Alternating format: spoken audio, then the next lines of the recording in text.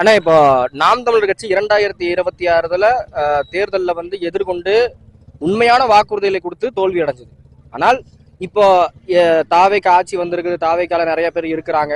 இப்ப அண்ணாமலை என்ன கட்சி ஆரம்பிச்சிருக்கிறாரு அப்படிங்கிறப்ப ஓட்டு பிரியுது. அப்படிங்கிறப்ப நாம் தமிழர் கட்சியோட நிலைப்பாடு என்னவா இருக்கும்? நாம் தமிழர் கட்சிக்கு இதுக்கப்புறமும் ஓட்டு சரிவு இருக்குமா, இல்ல அதனுடைய நிலைப்பாடுகள் எப்படித்தான் இருக்கும்?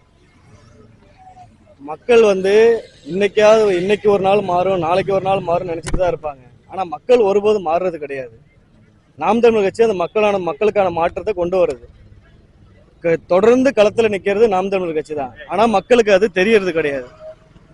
இந்த தடவை மக்களே வந்து வெறுத்து போறாங்க இந்த இப்ப இருக்கிற ஆட்சியை நினைச்சு. அதனால இப்ப நம்ம நாம் தமிழர் கட்சி களத்துல நம்ம செய்யற செயல்பாடுகள் மக்களுக்கு போய் சேருது, புரிஞ்சுக்க தொடங்கி இருக்கிறாங்க. இதுதான் வந்து மாற்றம். தாவேக அரசு வந்து மாற்றம் கொடுக்கறதா சொல்லியிருந்தாங்க. ஆனா அவங்க கொடுக்குற மாற்றம் நமக்கான மாற்றமா தான் இருக்கு. மக்களுக்கு ஏமாற்றம், நாம் தமிழர் கட்சி தான் மாற்றம்.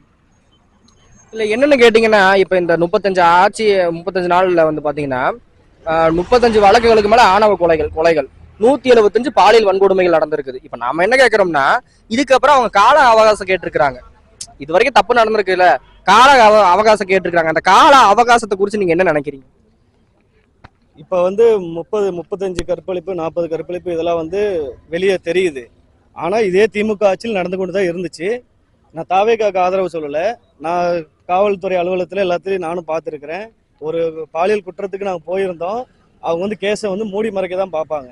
இப்போ வந்து வெளியே காட்டுறாங்க, அவ்வளவுதான். திமுகவுக்கும் தாவேக்காவுக்கும் பெரிய வித்தியாசம் ஒண்ணுமே கிடையாது. ரெண்டும் ஒண்ணுதான்.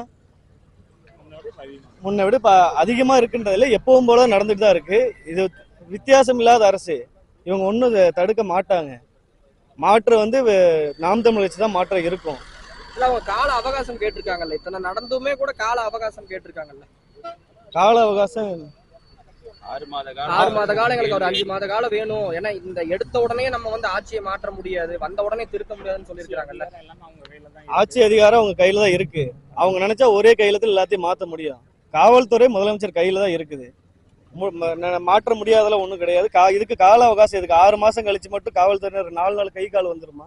அதெல்லாம் ஒன்றும் கிடையாது. காவல்துறைக்கு இவங்க கொஞ்சம் எக்ஸ்ட்ரா இது பண்ணணும்.